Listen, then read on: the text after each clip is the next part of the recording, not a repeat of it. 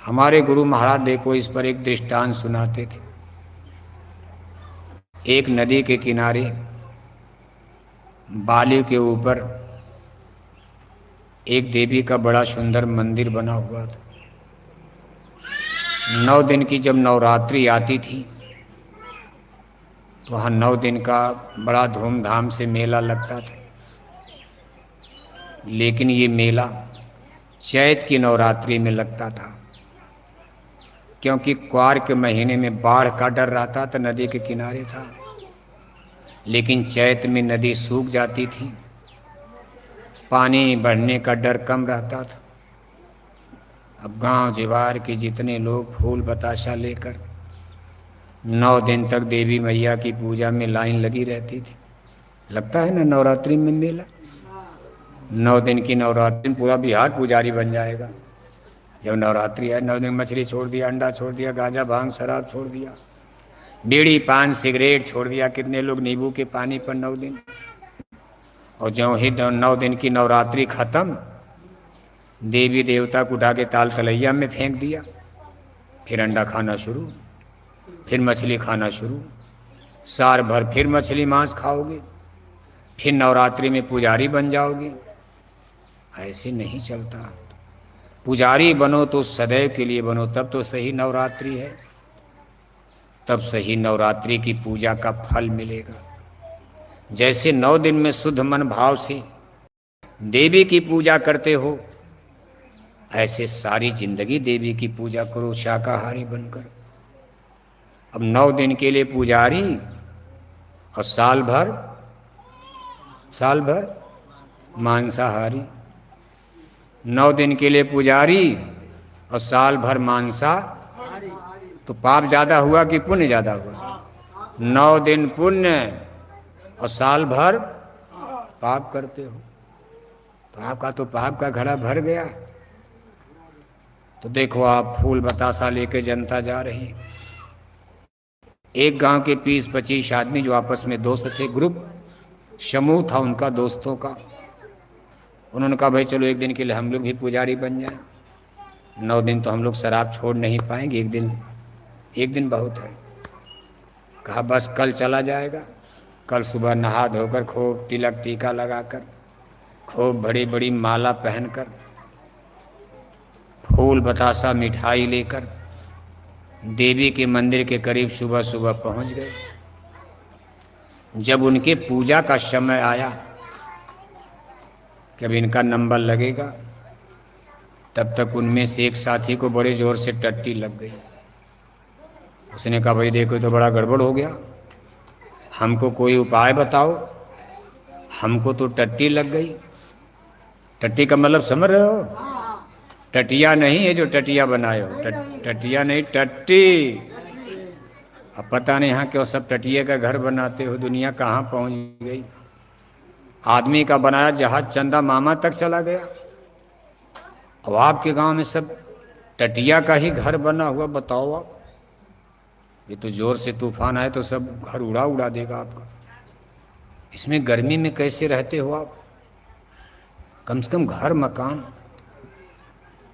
आप बिहार को इसीलिए कुछ मजबूरियां हैं, परेशानियां हैं, सरकारों ने भी ध्यान नहीं दिया, फैक्ट्री कल कारखाने यहाँ लगे नहीं, इसलिए ज़्यादातर लोग बिहार से 2 पैसा कमाने बाहर जाते हैं और धीरे धीरे कुवैत दुबई सऊदी अरब तक फैल गए हैं।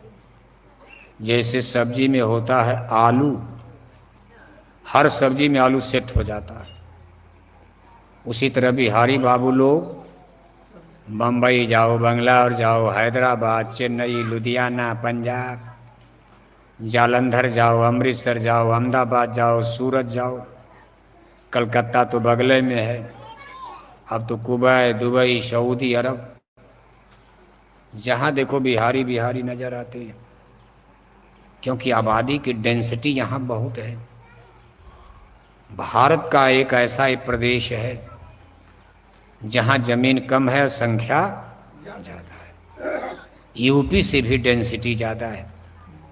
यूपी में आबादी बहुत, लेकिन उनकी ज़मीन ज़्यादा है। बिहार की ज़मीन बहुत कम और जनसंख्या उसका रेशियो ज़्यादा है। अगर बाहर नहीं जाओ, फैक्ट्री कारखाना यहाँ है नहीं।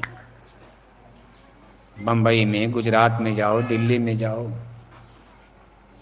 आप बंगाल जाओ, कलकत्ता में तमाम फैक्ट्री कारखाना।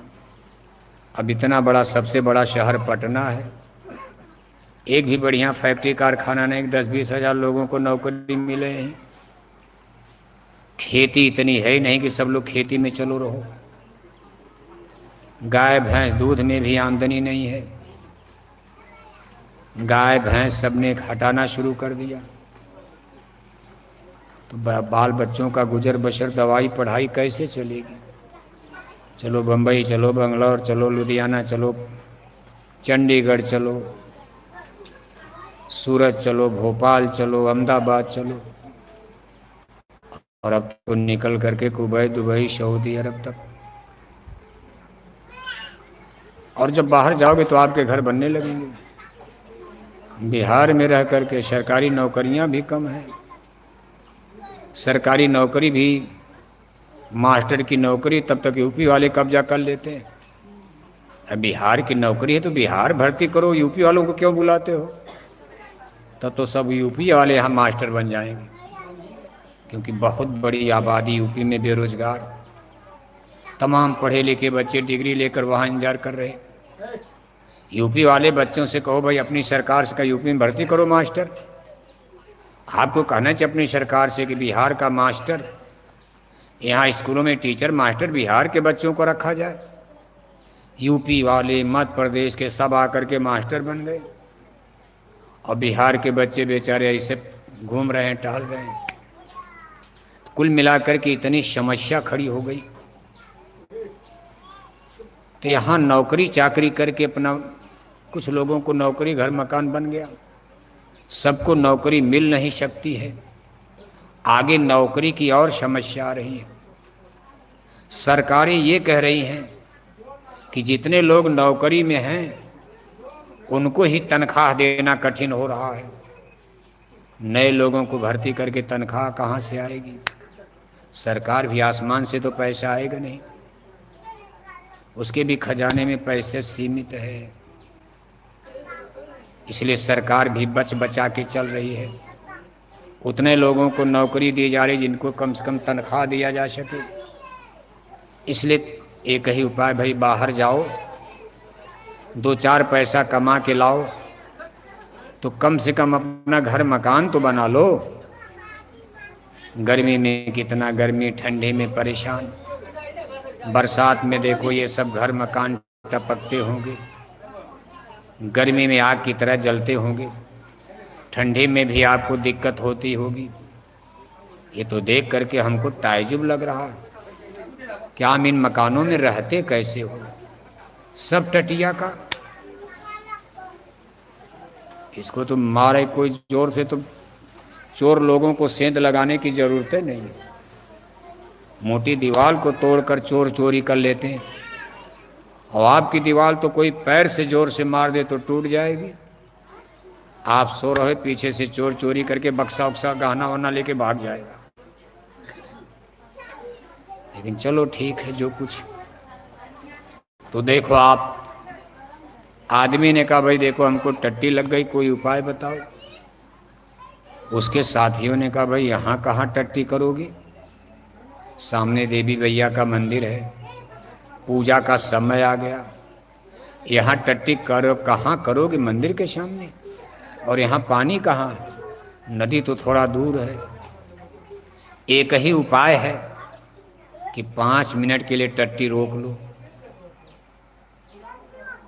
मंदिर में पूजा कर लिया जाए, फिर आराम से मेला के बाहर चलो, नदी के किनारे टट्टी करो जंगल में, और वहाँ पानी मिल जाएगा। उसने कहा ना ना ना, ऐसी टट्टी नहीं है, आज हमको ऐसी टट्टी लगी है, अगर 1 मिनट की देरी हो गई तो हमारा चड्ढी पायजामा खराब हो जाएगा। कभी कभी ऐसी टट्टी लगती, पेट उठ गड़बड़ हो जाता, आदमी को पता ही नहीं टट्टी हो जाती है। क्यों भाऊ साहब सो रहे हैं का? बुढ़ापे में अक्सर हो जाता, बुढ़ापे में बूढ़े लोग चारपाई में बैठे बैठे टट्टी कर ही देते हैं, उनको पता ही नहीं कि टट्टी हो गई। तो बहू आकर के डांटती है कि है खा के नरक कर दिया। अब बुढ़ा बेचारा क्या करे, 4 बात सुनता, लेकिन अब मजबूरी है। आज के ज़माने में बुढ़ापा तो और बुरा हाल है। कोई बहू बेटे माँ बाप को बहुत पसंद बुढ़ापे में नहीं करते। अब कुछ लोग हैं मजबूरी में सेवा तो कर देते, लेकिन 4 बात सुनाए। जितना टट्टी नहीं उठाएंगे उससे ज़्यादा तो डांटेंगे पहले। तो उसके साथी लगे सोचने, भाई अब कहा अच्छा चलो एक उपाय है।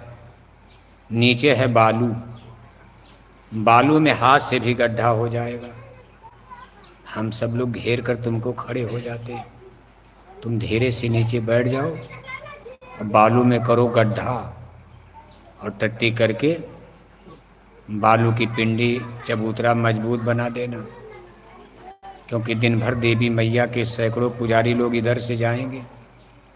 अगर किसी के पैर में टट्टी लग गई तो सैकड़ों गाली देगा, कौन बेवकूफ़ यहाँ टट्टी कर दिया। इसलिए चबूतरा इतना मजबूत बना देना, बालू इस पर इतना चढ़ा देना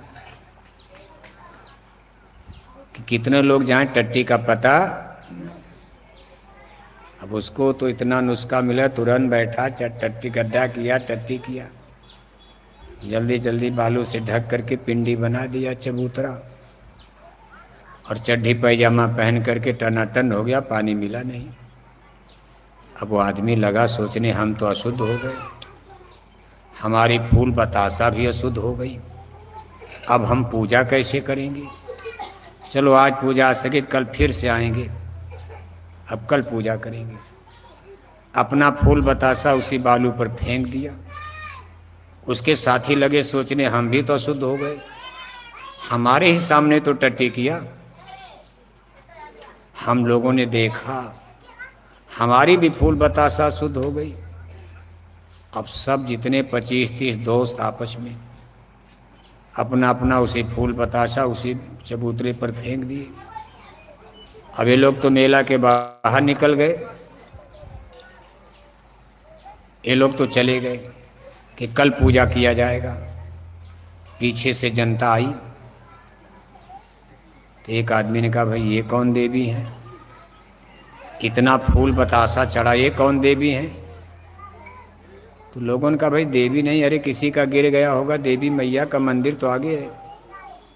तो उसने कहा, नहीं गिरेगा, 1 गिरेगा, 2 गिरेगा, 3 गिरेगा, इतना इतना फूल बतासा चढ़ा है, जरूर कोई देवी है यहाँ। तब तक एक आदमी इस बात को भीड़ में सुन रहा था।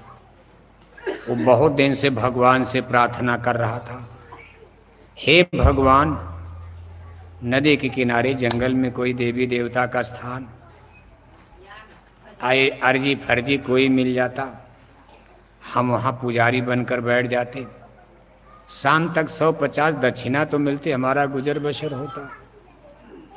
उसने कहा, ये तो बड़ा अच्छा मौका है। वो भीड़ मर से कूद करके आगे आ रहे, कहा, इसी देवी मैया ने आज रात में हमको सपना दिया। जनता ने कहा, महाराज नवरात्रि का सपना तो सही माना जाता, और आपको देवी मैया ने क्या सपना दिया। तो उस आदमी ने कहा, देवी मैया ने हमसे कहा, बच्चा मैं कल नदी के किनारे बालू में प्रकट होने वाली हूँ। मैंने पूछा, मैया आपका नाम क्या रहेगा। तो मैया ने कहा, मेरा नाम रहेगा हंगामा देवी। क्या रहेगा? मेरा नाम रहेगा, नाम भी रख दिया हंगामा देवी। कलयुग में लोग मुझको हंगामा देवी के नाम से जानेंगे, मानेंगे, मेरे ऊपर फूल बतासा चढ़ाएंगे, मैं उनकी मनोकामना पूरी करूंगी, इच्छा मनौती पूरी करूंगी। अब जनता को क्या पता हंगामा देवी कौन देवी कौन देवी। नवरात्रि की बात पुजारी कहा, महाराज बात पक्की है, सच्ची है, अब आप ही यहाँ पुजारी बने। उसका काम बन गया, आप यहाँ पुजारी बनेंगे।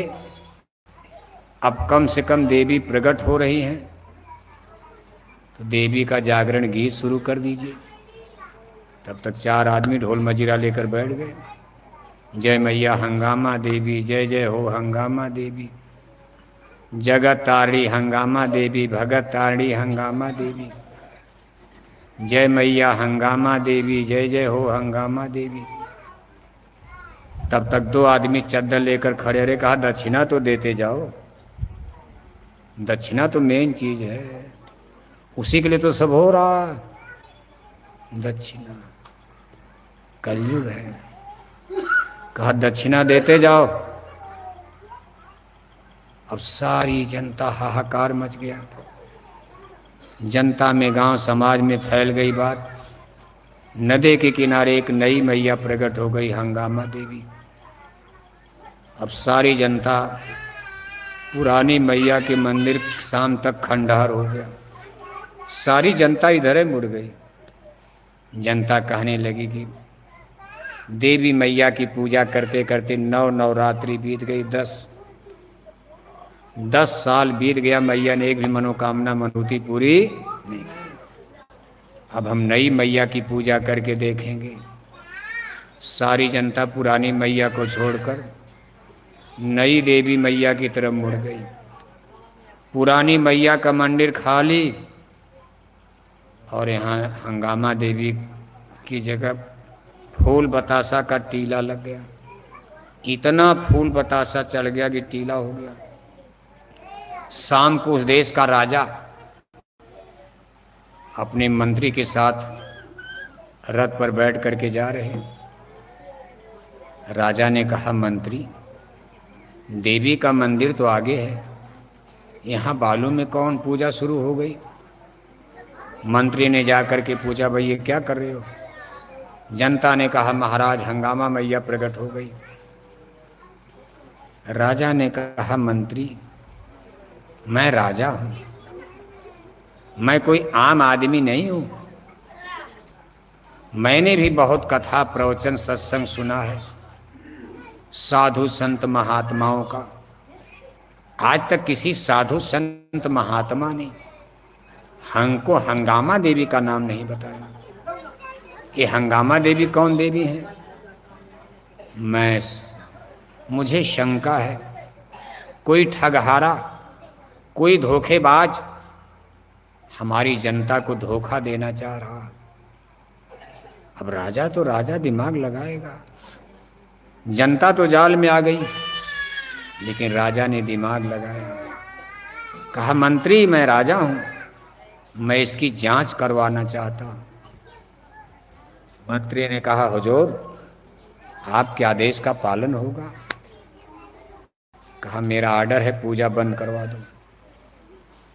राजा का आदेश हो गया, पूजा बंद हो गई। राजा ने कहा मंत्री, ये फूल बतासा खींचकर किनारे करवाओ, जरा देखा जाए हंगामा देवी कहाँ है। जब फूल बतासा खींचकर किनारे किया तो नीचे वही बालू का चबूतरा मिल गया। राजा ने कहा भाई ये तो बालू है। तो जिसको पुजारी बनना था उनको बड़ी घबराहट होने लगी, हे भगवान राजा कहाँ से आ गए? जनता को तो मैंने बहका दिया, राजा को बहकाना तो बहुत कठिन है। मेरा बना बनाया काम बिगड़ गया, मैं यहाँ पुजारी बनकर बैठ गया, लेकिन ये राजा कहाँ से आ गए? फिर भी उन्होंने दाव मारा। कहा महाराज, देवी मैया इस बालू के नीचे अभी हैं। मुहूर्त कल सुबह का है, कल भोर में जब आप आएंगे तब मैया का दर्शन मिलेगा। राजा भी समझदार, उनका यही गड़बड़ आदमी है, यही जनता को बहका रहा। राजा ने कहा मेरे पास कल तक का समय नहीं है, मैं अभी देखना चाहता हूं कि हंगामा देवी बालू में नीचे कहाँ तक। मंत्री जरा बालू हटाओ। तो जब बालू हटाने की बात आई तो पुजारी ने फिर दाव मारा। कहा महाराज ठहर जाइए, मुहूर्त कल का है, बिना मुहूर्त के अगर कोई आदमी बालू को हटा देगा वो जल करके भस्म हो जाएगा, आपका राज खत्म हो जाएगा। राजा ने निकाला तलवार। राजा समझ गए कि धूर्त है। राजा ने कहा बेवकूफ आदमी, हमारा राज तुम्हारी हंगामा देवी ने दिया है, मैंने तलवार के बल पर गद्दी लिया है, और जब तक मेरी तलवार में दम होगा मेरी गद्दी कहाँ जाएगी? तुम हमको धोखा देना चाहते हो। जब बालू हटने लगा, पुजारी डर के मारे भाग गए। सोचा अब तो भेद खुल जाएगा, राजा हमको फांसी पर चढ़ा देंगे। पुजारी तो भाग गए, और जब बालू हटाया गया तो नीचे मिल गई, क्या मिल गई? क्या मिल गई? टट्टी। अरे सुबह टट्टी किया, दोपहर तक पूजा शुरू हो गई, शाम को राजा आ गए। अगर दो एक दिन का समय अगर बीत जाता तो कहीं टट्टी उट्टी का पता चलता। कोई नकली पत्थर की मूर्ति उर्ति लाकर रात में गाड़ देते, उसकी चुरकी थोड़ा बाहर कर देते, वही जनता को दिखा करके कहते हंगामा देवी आ गई, प्रकट हो गई बालू में। ऐसे दुनिया में सब नंबर 2, जैसे नेता नंबर 2 का काम कर रहे, ऐसे हमारे धर्म गुरुओं ने भी देश की जनता को अपने जाल में फंसा लिया। सच्चाई बताने वाला, समझाने वाला कोई नजर नहीं आता। राजा ने डांटा, कहा मूर्ख, टट्टी की पूजा करके करे हंगामा देवी प्रकट हो गई। मारा धर्म की ऐसी तैसी करके रख दिया। ऐसा ही धर्म कर्म पूजा पाठ आज हमारे हिंदू समाज में, कहीं आप देवी के नाम पर जाकर किसी पत्थर पर बकरी मार देते हो, कोई मुर्गी मार देता है, कोई सूअर मार देता है। कभी आप इस पर विचार करते हो? कौन सा ऐसा देवी देवता है जो पशु पक्षियों का खून चाहेगा? देवी देवता ईश्वर भगवान कभी ऐसा रास्ता, कभी देवी देवताओं का वध, कभी देवी देवताओं का खून लेने की इच्छा करेंगे? लेकिन आज समाज में देखो, बलि खाना आपको है, बहाना देवी देवताओं का बनाते हो। बकरी मारोगे देवी के नाम पर, खाओगे तो आप, देवी को क्या मिला? मुर्गी मार दिया देवता के नाम पर, खाओगे आप मुर्गा, देवता को क्या मिला? इसलिए भगवान आपसे नाराज हो रहे हैं। इतने पूजा पाठ धर्म कर्म के बाद भी आप सुखी नजर नहीं आ रहे हो। रुपया पैसा बढ़ गया, सब हो रहा, पढ़ाई लिखाई बढ़ गई, सब कुछ, लेकिन कहीं शांति ढूंढे नहीं मिल रही है। हबिस की नदी हर तरफ बह रही है, न राजा को शांति, न रैयत को शांति, न जाने ये दुनिया कहाँ जा रही है। मान लो घर में पैसा बढ़ा, पहले गरीबी थी, गरीबी से लड़ रहे थे, अब घर में थोड़ा पैसा बढ़ा तब तक कोई न कोई बड़ी बीमारी आ गई। अब जितना कमा रहे हो उसका कई गुना पटना का डॉक्टर मांग रहा है।